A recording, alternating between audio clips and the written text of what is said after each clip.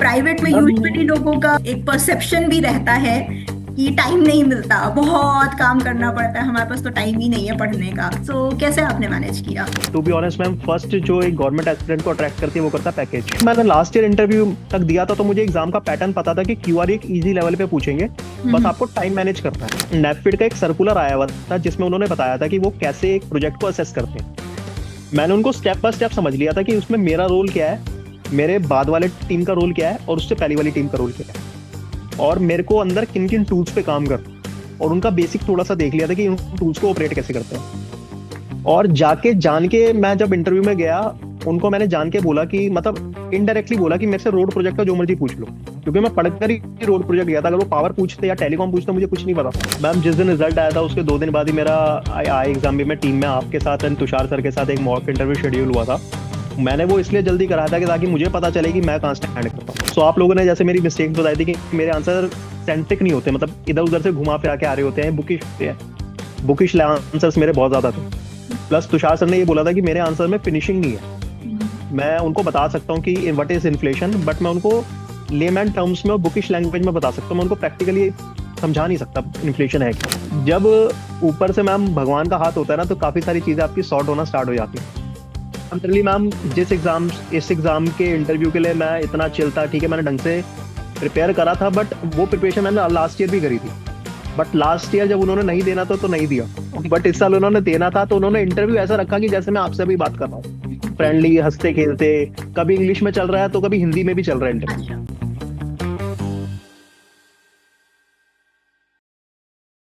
Hello everyone, welcome to iExamB. Today I have with me Shubham Gupta, who has cleared the NAPFID exam from lending operations as an analyst. So many congratulations, Shubham, thank you ma'am. and thank you for taking out time to talk to us today. This will be very helpful and pleasure for ma'am. a lot of students, and encourage them also to appear for this exam and for similar exams. तो मैं थोड़ा सा background दे देती हूँ शुभम की। शुभम ने MBA किया है फ्रॉम फाइनेंस स्ट्रीम 2019 में, and since then he has been working with various reputed banks and NBFCs. He has worked with HDFC Bank, with Axis Bank. He's currently working with Edelweiss NBFC, and he's got all this experience on the credit side, different types of loans, corporate, working capital, MSME, different profiles he has worked in. And अब उन्होंने नैफिड के लिए lending operations का exam दिया था, and वो भी इन्होंने क्लियर कर लिया है। मार्क्स एज सच आउट नहीं है, but what we understand, I think he is one of the all India rankers. So many congratulations, thank Shubham, you ma'am. and very eager to listen from you. Very interesting points to first start with. इतना successful career आपने start किया MBA करने के बाद, and you worked with all the top notch banks in India in private sector. So कहाँ से government job के लिए प्रिपेयर करने का ख्याल आया? मैम गवर्नमेंट जॉब के लिए प्रिपरेशन स्टार्ट करी थी 2020 कोविड टाइम के आसपास। सो एक्चुअली मैम उस समय बहुत सारी नोटिफिकेशंस आई हुई थी, और to be honest ma'am, first जो एक गवर्नमेंट एस्पिरेंट को अट्रैक्ट करती है वो करता है पैकेज। हम्म। तो मैंने स्टार्ट तो सेबी और आरबीआई से करा था, और अभी तक मैं उनके लिए प्रिपेयर कर रहा था। But hmm. मैम धीरे धीरे, एक्चुअली क्या होता है मैम, स्टार्टिंग में जब आपने कभी फेलियर फेस ना करा हो ना, तो आप अपने आप को बहुत सुपीरियर समझते हो हर किसी से। वो मेरे साथ प्रॉब्लम थी स्टार्टिंग में। अच्छा। मैंने सेबी फेल करा, आरबीआई फेल करा, मुझे लगा था कि कैट निकाल दिया था एक बारी में, जो कॉर्पोरेट जॉब निकाल दी, तो क्या पता ये भी निकल जाए, थोड़ा बहुत पढ़ के देखते हैं। बिना कोचिंग के स्टार्ट करा, बट कुछ हुआ नहीं उसमें। So okay. फिर गवर्नमेंट जॉब छोड़ दी कि नहीं, मेरा तो प्राइवेट में बढ़िया चल रहा है, बट अब नहीं करनी गवर्नमेंट जॉब, या नहीं प्रिपेयर करना। फिर मैम 2023 में मैंने दोबारा स्टार्ट करा। मैं एक ओके। बार दोबारा अटेम्प्ट करके देखते हैं, बट इस बार प्रिपेयर करूंगा मैं बहुत अच्छे से। तो हम्म। मैम प्रिपरेशन करी, आईएफएससी का मेंस लिखा, मेंस क्लियर नहीं हुआ। फिर नेटफिट का लास्ट ईयर पेपर हुआ, पेपर क्लियर हो गया। फिर इंटरव्यू में गया, इंटरव्यू में कुछ एग्रीगेट मार्क्स के चक्कर में मैं रह गया था। अच्छा। फिर इस साल बहुत सारी नोटिफिकेशन आ गई थी, ड्यू टू इलेक्शन पोस्टपोन हो रही थी, और नोटिफिकेशन बहुत सारी या। आ गई थी। हाँ हाँ। तो इस साल भी मैंने 2 एग्जाम्स फिल करे थे, सेबी एंड नेटफिट। ओके। सेबी इसलिए क्योंकि मेरा इंटरेस्ट एरिया था, और नेटफिट भी इसलिए क्योंकि लास्ट ईयर इंटरव्यू तक पहुंचा था, तो लग रहा था कि क्या पता इस बार हो जाए। ओके। तो उस प्रोस्पेक्टिव से मैम।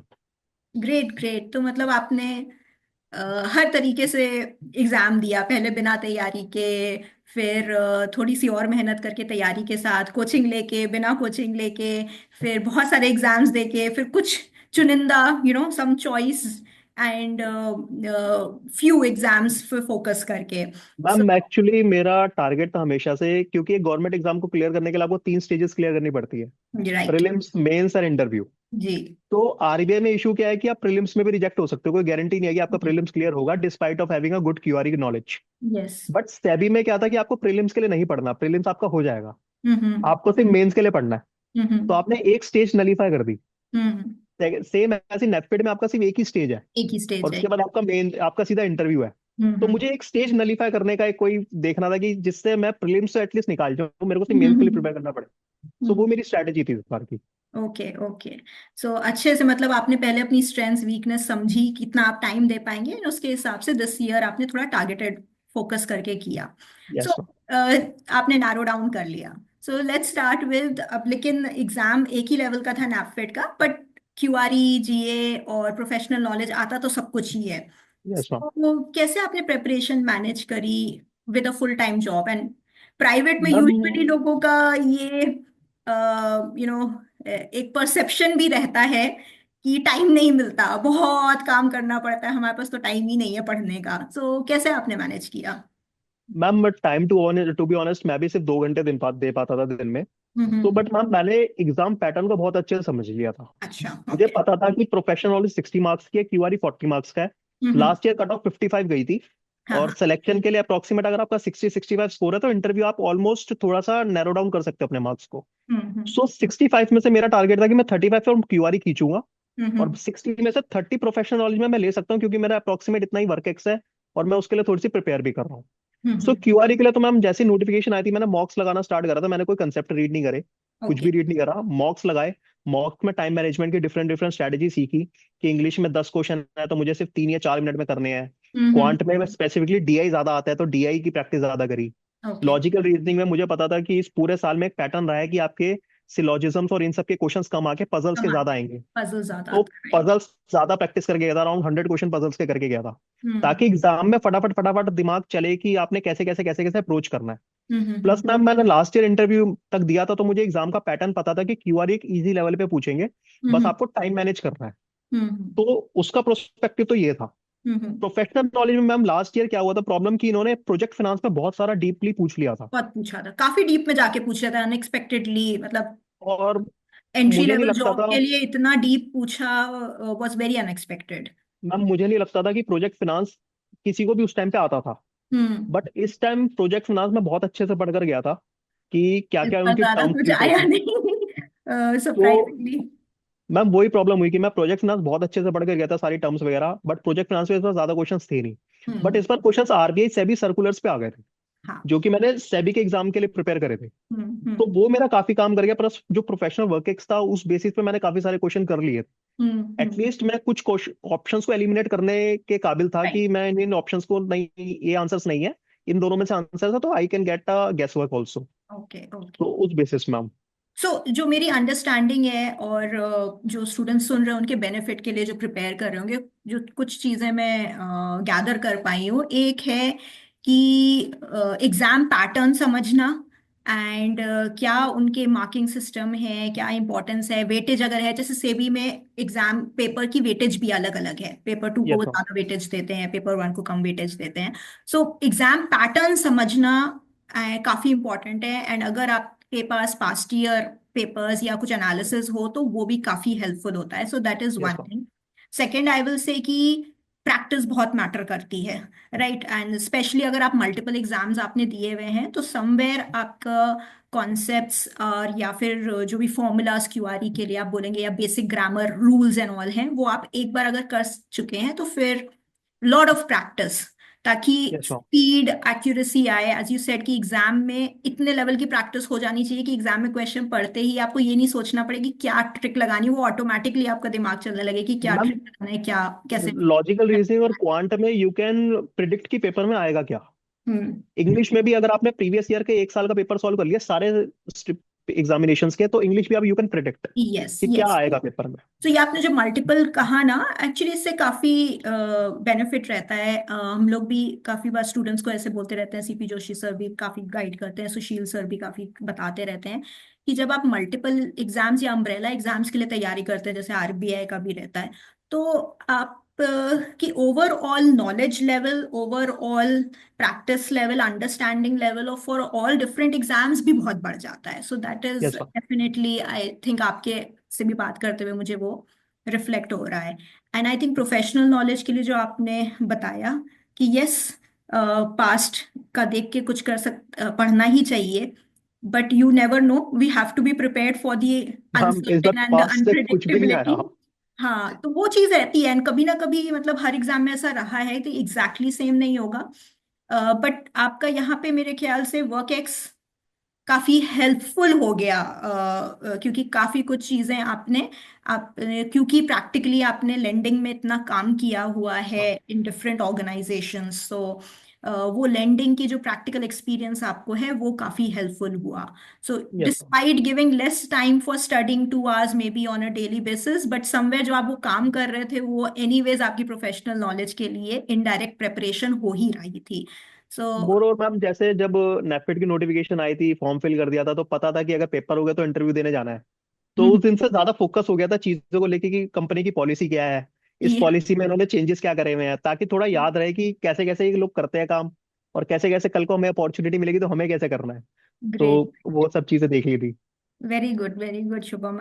एंड सेपरेटली भी हम बात कर रहे थे तो शुभम वॉज टेलिंग कि कैसे ही मेड श्योर कि he tries to read anything and everything जो अवेलेबल है नैपफिट से related. So he didn't wait कि एग्जाम है, एग्जाम का ये सिलेबस नहीं है तो क्या जरूरत है पढ़ने की, which prepared him very well for the interview stage also. So whatever he could find on lending, circulars, articles, whichever sector, and even related to NAFED, he kept reading. So that was, I think, a very good way to prepare, Shubham, and shows your passion and seriousness towards it.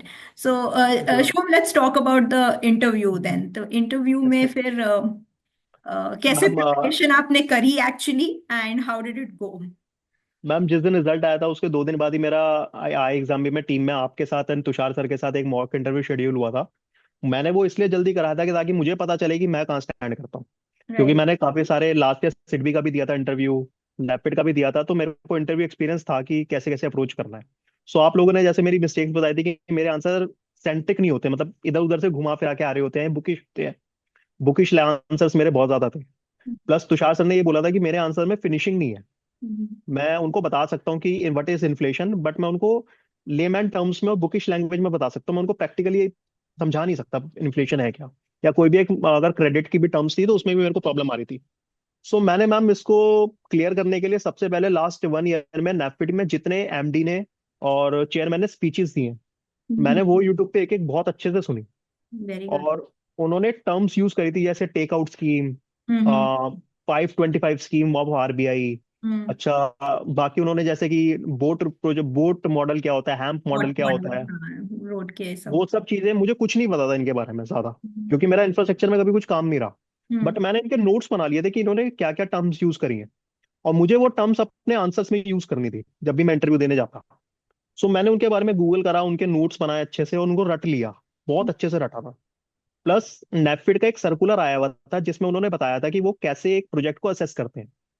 मैंने उनको step by step समझ लिया था कि उसमें मेरा role क्या है, मेरे बाद वाले टीम का रोल क्या है, और उससे पहली वाली टीम का रोल क्या है, और मेरे को अंदर किन किन टूल्स पे काम करना है, और उनका बेसिक थोड़ा सा देख लिया था कि उन टूल्स को ऑपरेट कैसे करते हैं।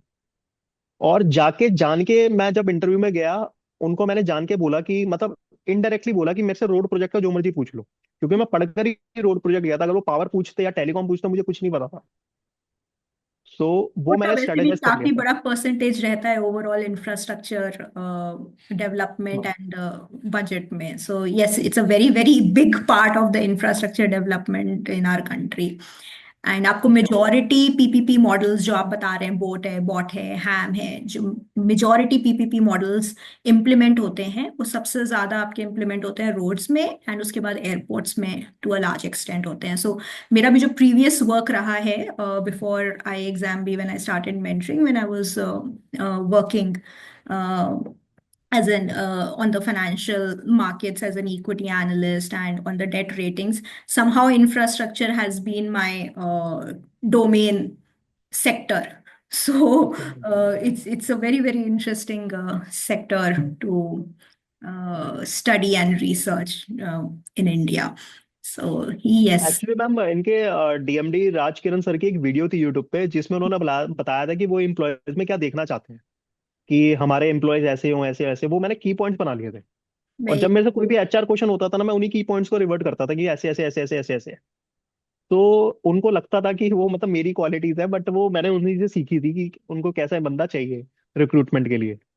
दैट इज तो good because ultimately any organization जब इंटरव्यू में आप जाते हैं तो नॉलेज तो वो काफी आपकी, देखिए रिटन एग्जाम में कर ही चुके हैं, एक लेवल ऑफ नॉलेज एक्सपेक्टेड ही है, बिकॉज अगर आप एग्जाम इतने सारे स्टूडेंट्स ऑल इंडिया लेवल पे क्लियर करके कट ऑफ मीट क्रॉस करके पहुंचे हैं, तो नॉलेज आपके पास है टू अ सर्टेन एक्सटेंट. तो इंटरव्यू में अब जब वो देख रहे हैं, वो यही देख रहे हैं कि are you a right fit for the organisation, जो भी वो एम्प्लॉय में चाहते हैं, from technical to non technical, personality, loyalty, humility, you know, whatever they are looking for, वो employ fit, job employ fit जो हम बोलते हैं, that's what they yes are ma'am. Looking at. So I think a very very great and a nice manner in which you approach, Shubham, that आपने पूरी research करी, आपने कहीं पे भी लाइटली नहीं लिया,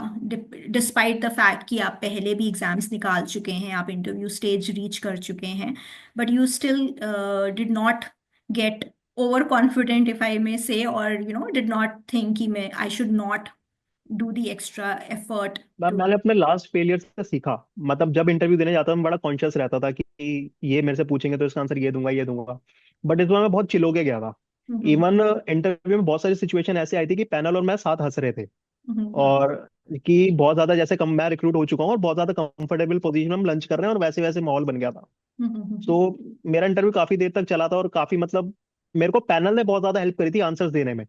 ओके. लाइक एक इंसिडेंस हुआ था मैम कि सर मेरे से पूछे थे बोट की फुल फॉर्म बताओ, हैम की बताओ, इसकी बताओ, उसकी। बहुत सारी फुल फॉर्म पूछने के बाद उन्होंने सीधा मेरे से बोला कि रोड अथॉरिटी में बेसिकली एक क्वेश्चन पूछा, रोड अथॉरिटी कौन है बेसिकली अपना हमारे इंडिया में। तो मैं एकदम से शॉक हो गया कि ये क्वेश्चन कहाँ से आ गया, बहुत इजी क्वेश्चन है।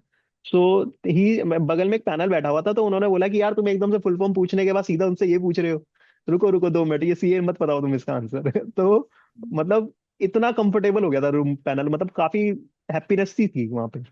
दैट्स तो एक्चुअली ट्रू. एंड जो भी हम लोग को भी एक्सपीरियंस है, and all a lot of our panel members have also been on actual different panels. So whatever we also know is सारे पैनल मेंबर्स यूजुअली कॉर्डियल होते हैं.